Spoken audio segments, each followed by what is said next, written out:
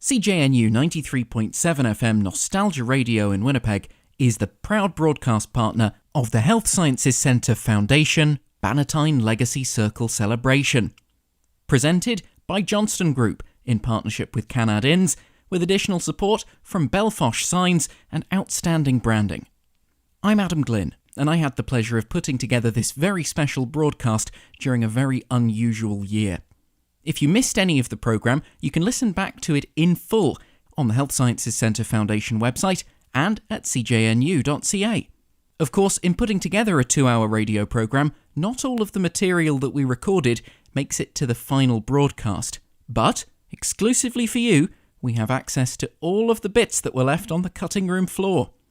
And so I'm delighted to introduce the full conversation I recorded with Bob Cunningham in late 2020. With me in the studio now, I'm delighted to welcome Bob Cunningham. Bob, thanks so much for sharing some time with us today. Well, thank you for inviting me. Now, Bob, I think a few people in the community may know you, either having met you or known what you've done in business, but we're going to get on to that. I want to start by just asking you, can you tell me a little bit about yourself and your background? Well, I was born in the town of Clandeboye, approximately 30 miles from Winnipeg. I still work on miles. And as a young lad, my parents worked for a bachelor farmer. And when I was a young boy, 4 years old, my father had a tragic accident where I was on the tractor with him, and the tractor jerked and I fell off and ran over me with the back wheel. Ooh. And so I spent about a month in the hospital, and then a couple of more weeks recovering at home. I have no idea what injuries I had, and I have no memory of it, but I do know that it affected my father's life forever. That's pretty incredible, and to happen so early in life. Yes, and what was interesting is we were 10 miles from the closest hospital. We didn't have ambulances and paramedics as we know them today. So how they got me to the hospital, I don't know, but certainly the skilled hands of a doctor and his support team saved my life. You've always been somebody, I think, who was raised with an attitude of giving back. I was,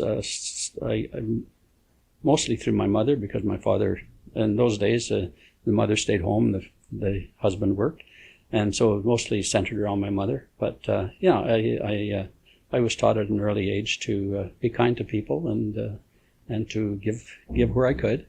We weren't financially, we didn't have a lot of money, but we weren't poor. We were just financially challenged. So, and that's an incredibly important distinction to make, and I think it's something that a lot of people don't have the perspective on today, which is that you don't have to have a lot of money to be able to get by and still also give in whatever way one can. And, there are ways to be rich in life that are not in any way related to dollars and cents. Exactly, yeah. So, what were school years like for you? I went to school through grade 11. In those days, grade 11 or 12 was pretty good, and if you were fortunate enough to get to a college or to a university, that was phenomenal. But for me, it just wasn't going to happen. When I was, as a matter of fact, it was July the 7th, 1957. My father took me aside and suggested that I go to the city and get a job and send some money home to help raise my brothers and sisters. And I suggested to him that I would do that in the fall, but he said, "No, son, tomorrow morning." Wow. And we had great respect for our parents. And so the next morning I was on the highway hitchhiking to Winnipeg. Sounds like your dad was not the kind of man you'd argue with. No, well, he was kind, but firm. Dare I say, from a Scottish family, that does not surprise me. No. Which is fabulous. Yeah. Okay, so you hitchhiked 30 miles into Winnipeg. Yeah.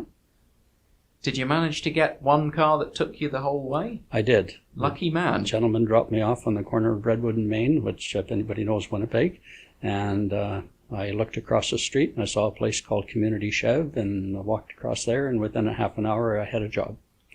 Now that's pretty amazing. Yeah, well, I had a background in working in the local garage in my hometown, so they hired me, and I went and found a place to stay, about a block and a half away, $20 a month for a room, and big money. Talked the landlady into wait until payday because I only had about $6 in my pocket, and I went back to work that day, and I haven't been out of work since.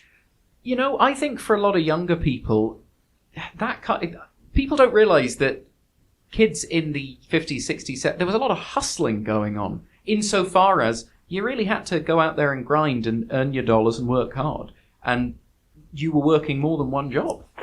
Well, I got promoted at Community to managing the parts department at night after 2 or 3 promotions. So I had nothing to do during the day, and I didn't know a lot of people in Winnipeg, so I decided to apply for a job as a door-to-door salesman for the Fuller Brush Company. And I was quite successful at that, and so eventually I spoke to my boss at Community Chev and told him how well I was doing door-to-door selling, and he suggested that I maybe should. He didn't feel he should hold me back, and so I went to the Fuller Brush Company full time. That's an incredible. I don't know. That shows a lot of perspective for any kind of a manager to actually be willing to say that to someone, especially when you're a great contributor to the organisation. Well, I was, but it was interesting. He asked me if I'd give him some reasonable notice, and I told him I'd give him a month, 2 months, whatever he needed, and so it ended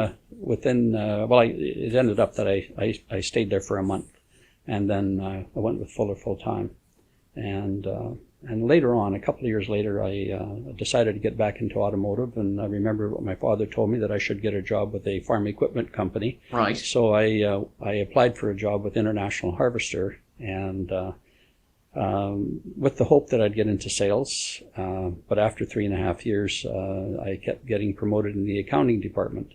So I was approached by an office supply company, stationery company, and to come and work for them as their sales manager.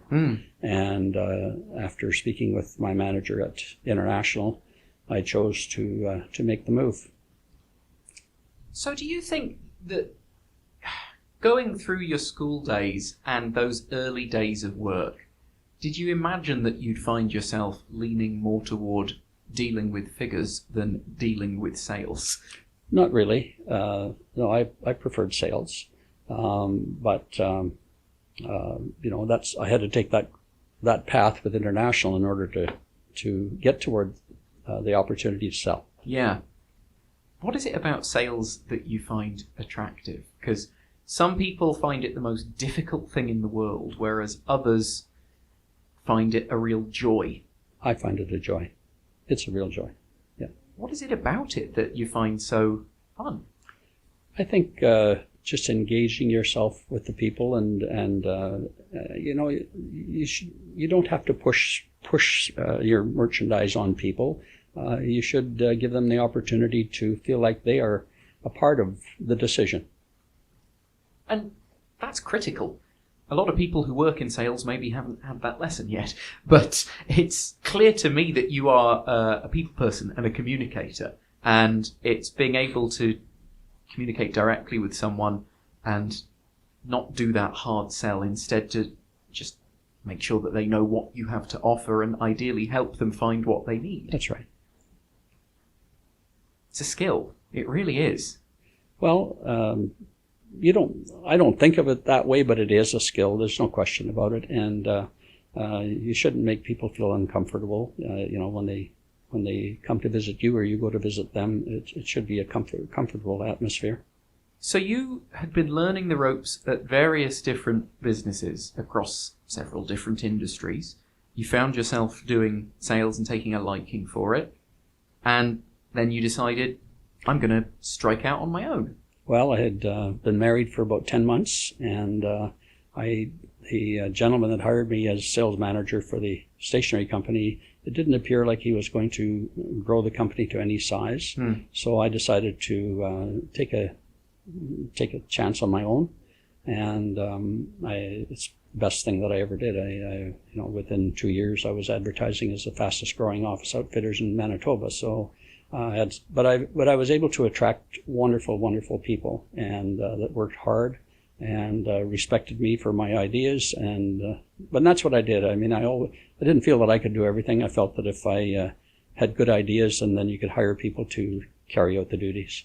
That is something a lot of people in management never work out throughout an entire career. It's that real skill is not just having the ideas, it's building the team around you to make that happen. That's correct.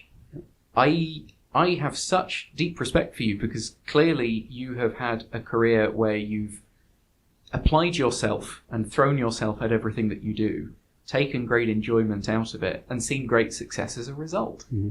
Well, we had one lady that worked for us for 38 years. We've had several 30-year employees, and we have some 30-year employees now. So I think it speaks well for the company, and hopefully a little bit of the leadership.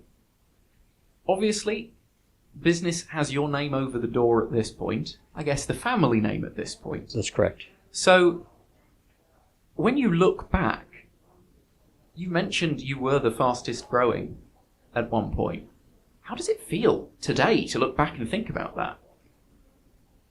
That's an interesting question. I don't really take time to think about those things. I look at the operation as a day-to-day, and to make sure that our staff are, in particular right now, the staff are safe and our customers are safe. But other than the COVID-19, I think it's important to, as you said earlier, build the team.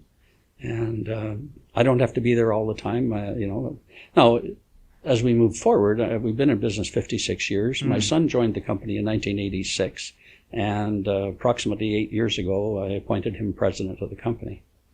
And so he runs the company. Cunningham Business Interiors is still doing great work in the community, and it's funny, during these particularly challenging times, as we deal with the realities of a pandemic, supporting local is more critical now than ever. Exactly. Dare I ask, how has business been?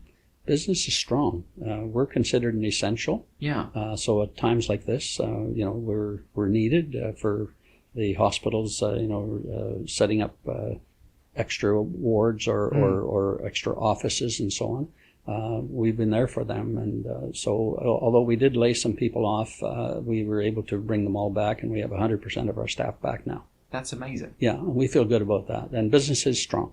That is a good thing. That is a very good thing, because for so many it can be so easy to make a decision to make a deal with someone somewhere else because, it's quicker, or it might be, you might think you're saving a few dollars here or there, but spending money in your community where the dollars are being invested locally and going to people who live and work here, who then shop here, it's a good thing to make sure that you're supporting local. Yeah, well, we have wonderful relationships. We have companies that have been dealing with us like 2 and 3 generations, and so we're proud of that. Obviously, we're providing the service that they've been looking for, and business is all about trust, and we both ways. But we try to earn people's trust.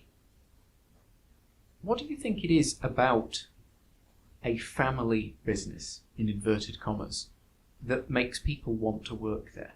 Because I've spoken to all sorts of different people over the years, different backgrounds, but anytime I've met anyone who either runs a business with that family business mindset or who works at that kind of business, they say that there's just some kind of X factor about it. So I'm wondering if you have any perspective on that.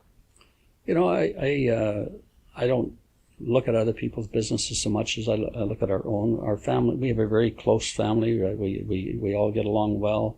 I have never once had words with my son or him with me.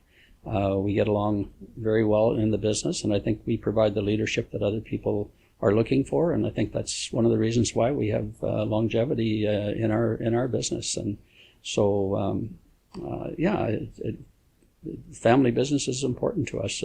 We do have a policy that we only have one person from a outside family working in our firm. We don't have 2 or 3 from another family. and that's just by our choice.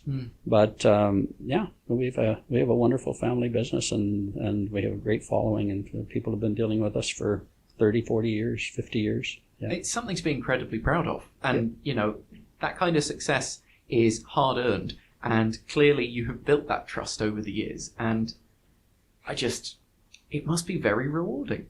It is very rewarding. Yeah. So clearly you have had a career that has been successful. You've invested and seen the success of your business. You have a fabulous family. You care about the community that you serve. And you've always had this spirit of wanting to give back. I guess it was a no-brainer for you when you were invited to join HSC. Not at all. No. When I was asked, it was a yes. Which is very cool. So you were serving on the board in the 80s? Yes, in the late 80s, I think. And I was on the board for 5 or 6 years, and then following that, they had a group called the Honorary Directors, and I was proud to be asked to be a part of that group. When I was on the board, I was on the allocations committee, where people would apply for money for the researchers, and then we had to give out what a little bit of money we had, and we had to be very careful about how we handled the money for the hospital or for the foundation. That is a tough job. Yeah, it was, but we had a wonderful crew sitting around that table, and we would wrestle with some of the requests, but because we wanted to give to all, but you couldn't. The resources weren't there, and that's the reason why it's so wonderful to see the foundation doing so well today. I'm sure the requests are just as aggressive, but yeah, it's wonderful to see what they're doing today. You know, the need will always be there for support, whether it is somebody doing research in a new area or whether it is a certain aspect of medicine that needs more assistance in a given moment, or whether it's social care and helping with issues in our community. The need will always be there, and it's so important to have an organisation like the HSC Foundation that's ready to respond. And when people are able to make those kind of long-term investments, you could be anybody with a tiny amount of money and you decide, this year I'm going to donate a little bit to HSC. And that kind of gift is going to keep on giving because it's being invested for the future of our community. I want to know from you, Bob, was it interesting seeing things from the inside out when you joined the board and when you were doing the gifts? Was it interesting getting a perspective on the healthcare system and the work of HSC from within? Very much so. I became a very good listener, and I was really pleased when I was asked to be on the allocations committee because I got to know more quicker, and then I understood a little bit more about how important the money was required in the foundation, and it was easier then to reach out to the community to support. And you have had quite a hand in organising some organised giving at HSC. Why don't you tell us a little bit about the group of honorary directors? Well, that's interesting. It was middle of the night one night. I was thinking that the honorary directors really didn't do a lot. It was an honor to be in that position, but we didn't really do a lot. And I thought that maybe there was something else we could do. And I came up with the idea of a fund, and called thinking about calling it the Honorary Directors Legacy Fund. So I called a meeting with several people. One was the chair, and Jessie Lang, she was the chair of the Honorary Directors, and so on, and Tanis Richardson. So several of us met, and we talked about it, and they embraced it fully. And then we called a meeting with a number of the honorary directors, and I think there were 18 that attended, and they were 100% in favor of starting the fund. So Jessie and I made a contribution to the fund, and that's how it got started. That's amazing. Yeah. When you look back at that moment in the middle of the night, How fortuitous. Yeah. It was good. Sometimes we get struck by inspiration. Yes, of course. Yeah. You, I think, should be so proud of what you've been able to achieve in business, in life, and in terms of supporting the community, because with a very humble and positive attitude, you've been able to not only effect real change and make real difference yourself, you are inspiring others to do the same. Thank you. And no, sincerely, it's a joy to get to sit with you and learn about your background and what brought you to certain points in your life and helped you make those choices that made you the person that you are. But for anyone who's listening, who's thinking about making any kind of gift, I'm going to say full stop, to any organisation, why is it you think legacy giving is particularly important? When you set up a legacy, like the Honorary Director's Legacy Fund, it's a foundation, and or it's part of the Health Sciences Centre Foundation, but it's a fund that'll grow, and then you can only use a certain amount of the interest earned to give out. So the fund will continue to grow, and eventually that fund can be a very significant part of the Health Sciences Centre Foundation, for sure. And obviously the reason that we had the opportunity to sit down together today, Bannatyne Legacy Circle celebration, and it is a celebration because it's celebrating people coming together with that spirit of wanting to support the community, not just now, but ongoing.